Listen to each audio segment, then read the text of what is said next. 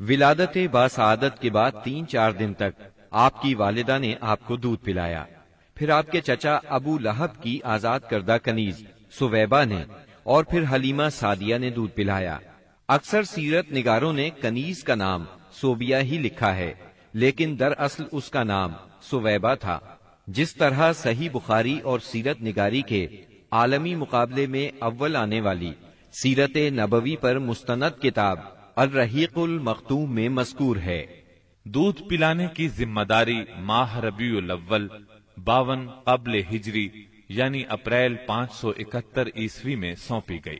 اس زمانے میں عرب میں یہ دستور تھا جو آج کے دور میں بھی باقی ہے کہ نوزائیدہ بچوں کو دودھ پلانے کے لیے شرفاء ابتدا ہی سے دیہات میں بھیج دیا کرتے تھے تاکہ دیہات کی صاف ستھری اور کھلی آب و ہوا میں ان کی پرورش ہو سکے.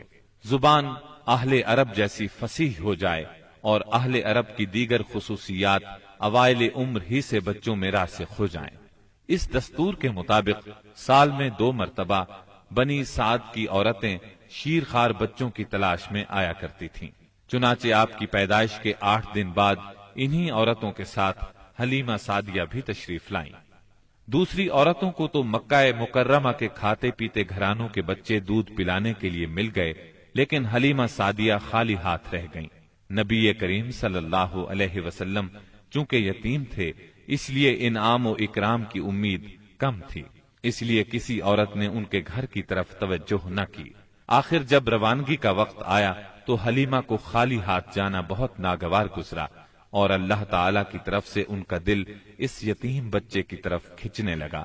چنانچہ انہوں نے اپنے شوہر حارث سے جا کر کہا، اللہ کی قسم مجھے یہ اچھا نہیں لگتا کہ میری ساری سہیلیاں تو بچے لے کر جائیں اور میں اکیلی کوئی بچہ لیے بغیر جاؤں. میں جا کر اس یتیم بچے ہی کو لے لیتی ہوں. شوہر نے یہ سن کر کہا، کوئی حرج نہیں، ممکن ہے اللہ ہمارے لیے اسی میں برکت عطا کر دے. اس کے بعد انہوں نے جا کر بچے کو لے لیا. قافلہ روانہ ہوا، سب سوار ہو کر چل پڑے. حلیمہ سعدیہ بھی آپ کو لے کر چلی. حلیمہ کی اونٹنی دبلی پتلی، دیکھنے میں مریل اور چلنے میں سب سے سست رفتار تھی، لیکن جو ہی حلیمہ سعدیہ آپ کو لے کر اس پر سوار ہوئیں یکا یک وہ برق رفتار ہو گئی. باقی عورتوں نے اس منظر کو حیرت سے دیکھا کہ حلیمہ سعدیہ کی مریل اونٹنی ان کی طاقتور اور تیز رفتار اونٹنیوں سے آگے نکلی جا رہی تھی اور پھر وہ ان سب کو پیچھے چھوڑ گئی. یہ تبدیلی دوسری عورتوں کے لیے کسی معجزے سے کم نہیں تھی. حلیمہ کے والد ابو زویب کا نام عبداللہ بن حارث تھا. وہ نبی صلی اللہ علیہ وسلم کے رضائی نانا ہوئے. حلیمہ کے شوہر کا نام حارث بن عبد العزا تھا. یہ دونوں ہی قبیلہ سعد بنی بکر بن حوازن سے تعلق رکھتے تھے. اسی طرح حارث کے بچے آپ کے رضائی بھائی بہن ہوئے. جب تک آپ صلی اللہ علیہ وسلم حلیمہ سعدیہ کے گھر رہے ان کا گھر برکتوں سے مالا مال رہا. حلیمہ بیان کرتی ہیں کہ وہ جب آئی تھیں تو قحط سالی کا دور تھا. ان کے پاس ایک گدھی تھی جو اس قدر دبلی پتلی اور مریل تھی کہ پورے قافلے میں سب سے سست اور مریل چال چلتی تھی. ایک اونٹنی بھی تھی مگر وہ قطرہ دودھ کا نہیں دیتی تھی. حلیمہ کا اپنا بچہ بھوک سے بے قرار ہو کر بلکتا رہتا تھا. خود سوتا نہ ماں باپ کو سونے دیتا.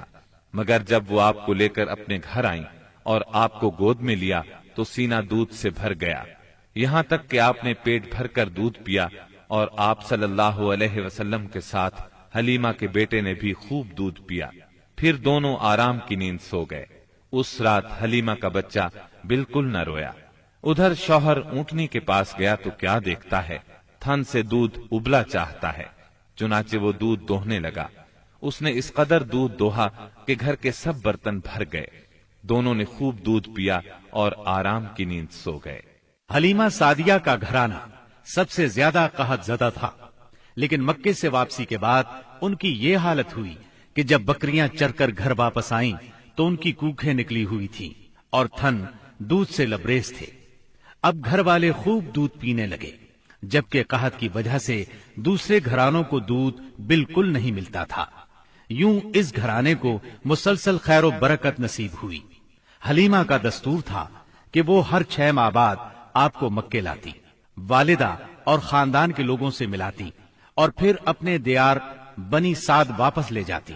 جب مدت رضاعت پوری ہو گئی تو دودھ چھڑا کر آپ کی والدہ کے پاس لائیں۔ اب تک وہ آپ کی وجہ سے خیر و برکت دیکھ چکی تھی، اس وجہ سے چاہتی تھی کہ آپ کو ابھی ان کے پاس ہی رہنے دیا جائے۔ چنانچہ انہوں نے آپ کی والدہ سے کہا، کیوں نہ آپ بچے کو ابھی میرے پاس ہی رہنے دیں تاکہ یہ اور مضبوط ہو جائے، مجھے مکے کی وبا سے ڈر لگتا ہے۔ والدہ اس پر راضی ہو گئیں اور حلیمہ آپ کو لے کر خوش خوش اپنے گھر آ گئیں۔ اس طرح آپ قریباً 2 برس تک وہیں رہے۔ پھر آپ کے سینہ مبارک کو چاک کرنے کا واقعہ پیش آیا۔ اس واقعے سے خوفزدہ ہو کر حلیمہ اور ان کے شوہر نے آپ کو آپ کی والدہ آمنہ کے حوالے کر دیا۔ انس بن مالک رضی اللہ عنہ بیان کرتے ہیں، آپ بچوں کے ساتھ کھیل رہے تھے کہ جبریل علیہ السلام تشریف لائے، آپ کو لٹا کر سینہ چاک کر دیا، پھر آپ کا دل نکالا اور اس میں سے ایک لوتھڑا نکال کر فرمایا، یہ تم سے شیطان کا حصہ ہے۔ پھر دل کو سونے کے تشت میں زمزم کے پانی سے دھویا اور واپس سینہ مبارک میں رکھ دیا۔ ادھر بچے دوڑ کر حلیمہ سعدیہ کے پاس آئے اور کہنے لگے، محمد کو قتل کر دیا گیا۔ وہ لوگ فوراً آپ کے پاس پہنچے، دیکھا کہ رنگ اترا ہوا ہے۔ سیدنا انس کا بیان ہے کہ میں نبی اکرم صلی اللہ علیہ وسلم کے سینے پر سلائی کا نشان دیکھا کرتا تھا۔ اس واقعے کے بعد آپ کو مکے پہنچا دیا گیا اور آپ نے اپنی ماں کے سایہ محبت میں اپنے خاندان کے اندر کوئی 2 برس گزارے۔ پھر والدہ، دادا اور ام ایمن کے ساتھ مدینہ منورہ کا سفر کیا، جہاں آپ کے والد کی قبر بھی تھی اور دادا کا ننھیال بھی تھا۔ آپ مدینے میں 1 ماہ رہ کر واپس ہوئے تو راستے میں آپ کی والدہ بیمار ہو گئیں اور مقام ابوا پہنچ کر انتقال کر گئیں۔ انا للہ و انا الیہ راجعون، انہیں وہیں دفن کیا گیا۔ اب بوڑھے عبد المطلب آپ کو لیے مکے پہنچے۔ ان کے دل پر آپ کی والدہ کی وفات کی وجہ سے گہرا اثر تھا۔ آپ کے لیے ان کے دل میں ایسی محبت پیدا ہوئی کہ خود ان کے اپنے بیٹوں کے لیے ویسی محبت نہ تھی۔ وہ آپ کی بہت قدر کرتے، اپنی اولاد سے بڑھ کر چاہتے، خوب اکرام کرتے، اپنے لیے تیار کرائے گئے خاص فرش پر انہیں بٹھاتے، اس فرش پر کسی اور کو نہ بیٹھنے دیتے، پیٹھ پر ہاتھ پھیرتے، آپ کی نقل و حرکت دیکھ کر خوش ہوتے۔ انہیں یقین تھا کہ مستقبل میں آپ کی نرالی شان ہونے والی ہے، لیکن ابھی آپ کی عمر 8 برس 2 مہینے کی ہوئی تھی کہ عبد المطلب بھی انتقال کر گئے۔ اب آپ کے چچا ابو طالب نے آپ کی کفالت کا بیڑا اٹھایا۔ یہ آپ کے والد کے سگے بھائی تھے، انہوں نے بھی آپ سے خاص رحمت اور شفقت برتی۔ وہ مالدار تو نہ تھے، لیکن آپ کی کفالت کے بعد اللہ تعالیٰ نے ان کے تھوڑے سے مال میں اس قدر برکت دی کہ ایک آدمی کا کھانا پورے کنبے کے لیے کافی ہو جاتا تھا۔ خود آپ بھی صبر و قناعت کا نمونہ تھے، جو ملتا اسی پر قناعت فرماتے۔ جب آپ کی عمر 12 برس اور کہا جاتا ہے کہ مزید 2 ماہ اور 10 دن ہوئی تو آپ کے چچا ابو طالب نے تجارت کے لیے ملک شام جانے کا ارادہ کیا۔ آپ کو ان کی جدائی بہت گراں گزری۔ ابو طالب خود بھی متاثر ہوئے، لہذا آپ کو اپنے ساتھ لے لیا۔ قافلہ ملک شام کی حدود میں پہنچا تو شہر بصرہ کے قریب پڑاؤ کیا۔ بحیرہ نامی عیسائیوں کا ایک راہب اپنے گرجے سے نکل کر ان کے پاس آیا اور قافلے کے درمیان سے گزر کر نبی صلی اللہ علیہ وسلم کے پاس پہنچا۔ پھر آپ کا ہاتھ پکڑ کر بولا، یہ دنیا کے سردار ہیں، پروردگار عالم کے رسول ہیں، اللہ انہیں رحمت عالم بنا کر بھیجے گا۔ میں انہیں مہر نبوت سے بھی پہچانتا ہوں۔ یہ کندھے کے نیچے نرم ہڈی کے پاس سیب کی طرح ہے، اور ہم اس کا ذکر اپنی کتابوں میں بھی پاتے ہیں۔ پھر اس نے قافلے کی دعوت کی اور ابو طالب سے کہا، انہیں یہاں سے واپس بھیج دیں، ملک شام نہ لے جائیں، کیونکہ انہیں یہودیوں سے خطرہ ہے۔ اس پر ابو طالب نے غلاموں کے ہمراہ آپ کو مکے بھیج دیا۔ جب آپ کی عمر 15 برس ہوئی تو ذیقات کے مہینے میں اوکاس کے بازار میں ایک لڑائی ہوئی۔ اس لڑائی میں ایک طرف قریش کے قبائل تھے اور دوسری طرف قیس اور اعلان کے قبائل تھے۔ دونوں میں گھمسان کا رن پڑا، فریقین کے کتنے ہی آدمی مارے گئے، لیکن پھر انہوں نے صلح کر لی اور طے پایا کہ دونوں طرف کے مقتولین گنے جائیں۔ جدھر زیادہ ہوں ادھر والے زائد مقتولین کا خون بہا لے لیں۔ اس کے بعد جنگ ختم ہو گئی اور باہمی دشمنی کو ختم کر دیا گیا۔ اس جنگ میں نبی کریم صلی اللہ علیہ وسلم بھی شریک تھے، لیکن آپ نے لڑائی میں براہ راست حصہ نہیں لیا، اپنے چچاؤں کو تیر تھماتے تھے۔ اس جنگ کا نام جنگ فجار ہے۔ یہ نام اس لیے مشہور ہوا کہ اس میں حرام مہینے کی حرمت پامال کی گئی۔ فجار نام کے واقعات 4 بار پیش آئے، ہر سال ایک واقعہ پیش آتا رہا۔ جنگ فجار والا واقعہ آخری تھا۔ اس سے پہلے کے 3 واقعات میں ہلکے پھلکے جھگڑے ہوئے، شدید لڑائی صرف اسی چوتھے واقعے میں ہوئی۔ اس جنگ کے بعد ذیقعد ہی کے مہینے میں 5 قبائل کے درمیان ایک عہد نامہ طے پایا۔ اس عہد نامے کو حلف الفضول کہا جاتا ہے۔ ان قبائل کے نام یہ ہیں: بنو ہاشم، بنو مطلب، بنو اسد، بنی عبد العزا، بنو زہرہ اور بنو تیم۔ اس کی وجہ یہ ہوئی کہ یمن کا ایک آدمی اپنا سامان تجارت لے کر مکے آیا۔ آس بن وائل نے اس سے وہ مال خرید لیا، لیکن قیمت ادا نہ کی۔ اس نے بنو عبد الدار، بنو مخزوم، بنو سہم اور بنو عدی سے فریاد کی، لیکن انہوں نے کوئی توجہ نہ دی۔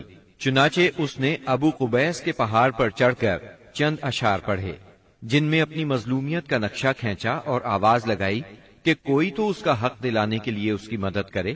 اس پر زبیر بن عبد المطلب نے دوڑ دھوپ کی، لہذا اس قبیلے کے افراد بنو تیم کے سردار عبداللہ بن جدعان کے گھر میں جمع ہوئے اور آپس میں عہد و پیمان کیا کہ مکے میں جو بھی مظلوم نظر آئے، خواہ مکے کا رہنے والا ہو یا کسی اور جگہ کا، یہ سب اس کی حمایت میں اٹھ کھڑے ہوں گے۔ انہوں نے آس بن وائل سے بھی اس کا حق لے کر اس کے حوالے کیا۔ اس عہد و پیمان میں آپ بھی اپنے چچاؤں کے ساتھ تھے۔ نبوت سے سرفراز ہونے کے بعد آپ فرمایا کرتے تھے، میں عبداللہ بن جدعان کے مکان پر ایک ایسے معاہدے میں شریک ہوا کہ مجھے اس کے بدلے سرخ اونٹ بھی پسند نہیں، اور اگر میں اس کے لیے اسلام کے دور میں بلایا جاتا تو ضرور جاتا۔ نبی اکرم صلی اللہ علیہ وسلم یتیم پیدا ہوئے اور اپنے دادا پھر چچا کی کفالت میں رہے۔ والد سے وراثت میں جو کچھ ملا تھا اس سے کچھ نہیں ہو سکتا تھا۔ چنانچہ جو ہی آپ ہلکے پھلکے کام کرنے کے لائق ہوئے، اپنے رضائی بھائیوں کے ساتھ دیار بنی سعد میں بکریاں چرانے لگے۔ پھر جب مکہ معظمہ آئے تو وہاں بھی چند قیرات کے عوض اہل مکہ کی بکریاں چرائیں۔ قیرات 1 دینار کا 20واں یا 24واں حصہ ہوتا ہے، جس کی قیمت اس زمانے میں بمشکل 80-90 روپے سمجھ لیں۔ کم عمری میں بکریاں چرانا انبیاء کی سنت ہے۔ ایک بار عہد نبوت میں آپ نے فرمایا، کوئی بھی نبی نہیں گزرا مگر اس نے بکریاں ضرور چرائیں۔ پھر جب آپ جوان ہو گئے تو تجارت شروع کی۔ بعض روایات کی روح سے آپ صائب بن ابی صائب کے ساتھ مل کر تجارت کرتے تھے۔ آپ تجارت میں بہترین ساتھی تھے، لین دین کے معاملے میں لڑتے جھگڑتے تھے، نہ بحث کرتے تھے۔